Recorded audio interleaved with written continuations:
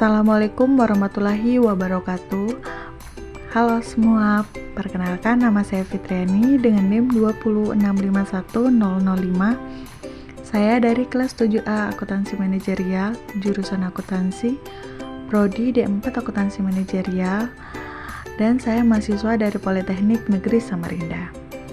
Baik, pada kesempatan kali ini saya akan memberikan suatu materi kepada teman-teman semua guna untuk memenuhi mata kuliah akuntansi manajemen lanjutan dengan dosen pengampu Ibu Varianti. Baik, kita langsung saja masuk pada materi yang akan kita bahas. Baik, jadi apa sih itu akuntansi pertanggungjawaban? Jadi akuntansi pertanggungjawaban adalah penyusunan laporan prestasi manajer tertentu atau unit-unit yang bertanggungjawaban sebagai pertanggungjawaban atas seluruh aktivitas yang berlangsung dan terjadi di bawah wewenangannya yang berupa aktiva, pendapatan ataupun biaya. Kemudian, aktiva atau pendapatan biaya dibagi menjadi dua, yaitu aktiva di mana pendapatan atau biaya yang dapat dikendalikan oleh manajer yang bersangkutan. Yang kedua, aktiva atau pendapatan biaya yang tidak dapat dikendalikan oleh manajer yang bersangkutan. Selanjutnya di sini ada beberapa pedoman yang dapat digunakan untuk menyatakan apakah suatu biaya dapat dibebankan kepada seorang manajer pusat pertanggungjawaban ataukah tidak. Di mana beberapa pedoman tersebut, yang pertama ada jika seseorang manajer memiliki wewenang baik dalam perolehan maupun penggunaan barang atau jasa, maka manajer tersebut harus dibebani dengan biaya barang atau jasa tersebut. Yang kedua ada jika seseorang manajer tidak memiliki wewenang dalam memutuskan perolehan barang atau jasa, akan tetapi mempengaruhi secara signifikan atas pemakaiannya melalui tindakannya sendiri, maka manajer tersebut dapat dibebani biaya yang dapat dipengaruhi biaya tersebut. Dan yang terakhir, apabila manajer puncak memutuskan agar manajer tertentu menaruh perhatiannya sehingga ia dapat membantu manajer lain yang bertanggung jawab untuk mempengaruhi biaya tersebut. Kemudian di sini ada pusat pertanggungjawaban, di mana setiap unit kerja dalam organisasi yang dipimpin oleh seorang manajer yang bertanggung jawab atas aktivitas yang dilakukan atau unit organisasi yang dipimpinnya. Kemudian, pusat pertanggungjawaban pada dasarnya dibentuk untuk mencapai sasaran tertentu yang selaras dengan sasaran umum organisasi. Jadi, di sini ada 4 tipe pusat pertanggungjawaban berdasarkan sifat masukannya.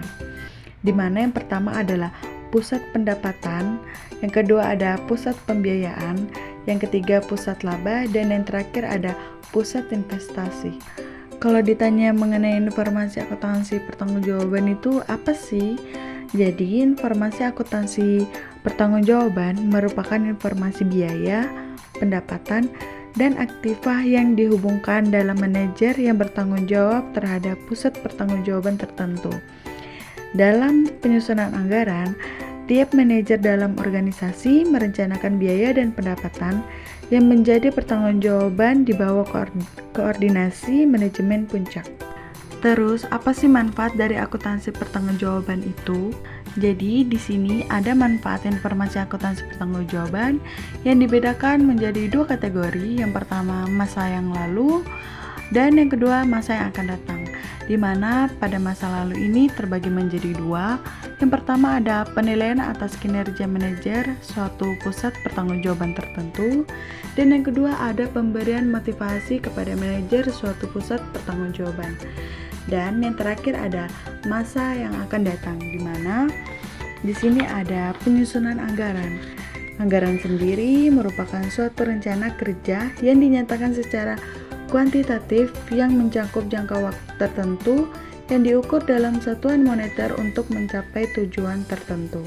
Dengan mengetahui kondisi yang ada dan yang harus dilakukan pada waktu yang akan datang, jadi manajer tersebut menyusun anggaran dengan baik dan dikaitkan dengan penyusunan anggaran dalam suatu perusahaan, maka informasi akuntansi pertanggungjawaban memiliki peran sebagai alat pengiriman pesan kepada manajer yang diberi wewenang dalam pencapaian tujuan atau sasaran perusahaan.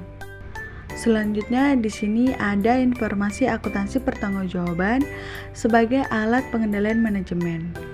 Kok bisa sih disebut sebagai alat pengendalian manajemen?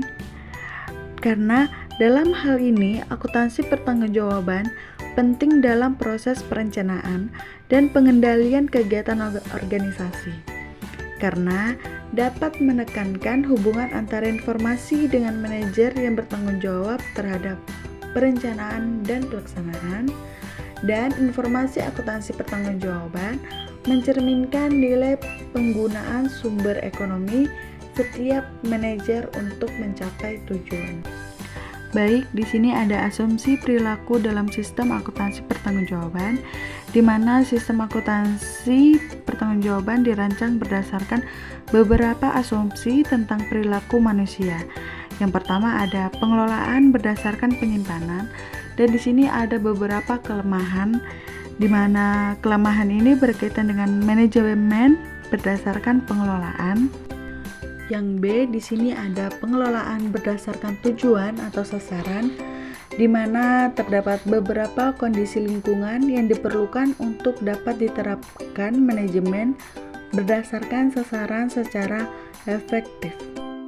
C, dengan adanya struktur pertanggungjawaban sesuai dengan struktur hierarki, maka pengendalian organisasi dapat meningkatkan dengan cara menciptakan jaringan pusat pertanggungjawaban yang sesuai dengan struktur organisasi formal perusahaan.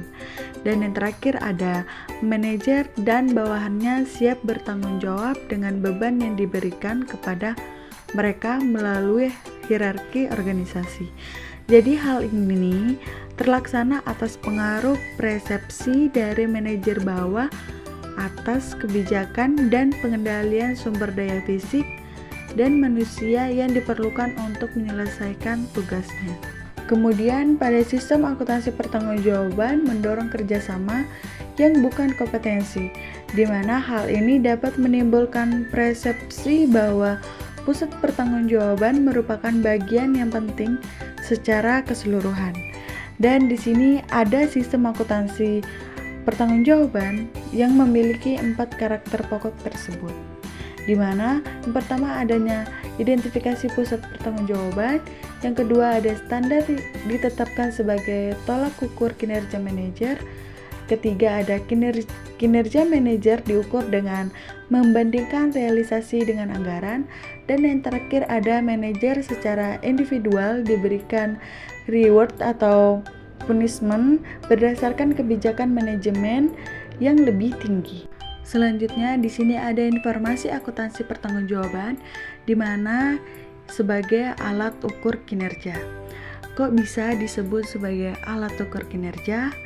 Karena informasi akuntansi adalah salah satu informasi terpenting bagi perusahaan, di mana ini sangat berguna baik untuk pihak intern maupun ekstern, di mana digunakan untuk menilai kinerja internal dan hasil lewat laporan eksternal, dan sebagai pendukung informasi manajemen dalam pengambilan keputusan.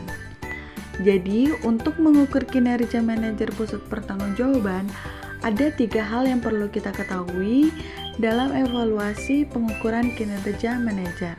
Yang pertama ada efisiensi, yang kedua ada efektivitas, dan yang terakhir ada ekonomis. Kalau ditanya ada metodenya dan cara pengukurannya enggak?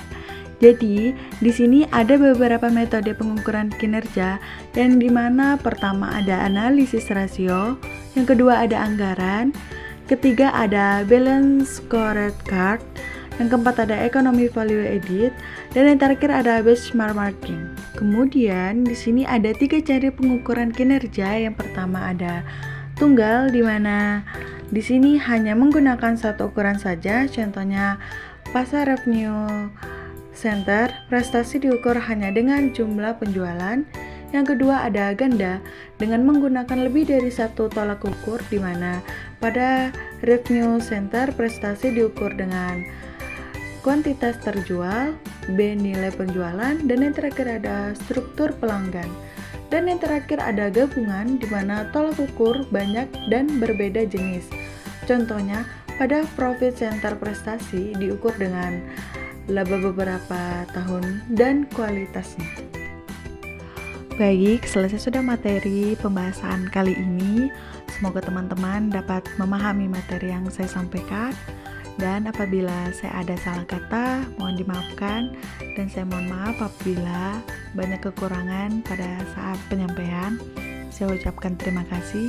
Dan akhir kata saya ucapkan wassalamualaikum warahmatullahi wabarakatuh. See you next time.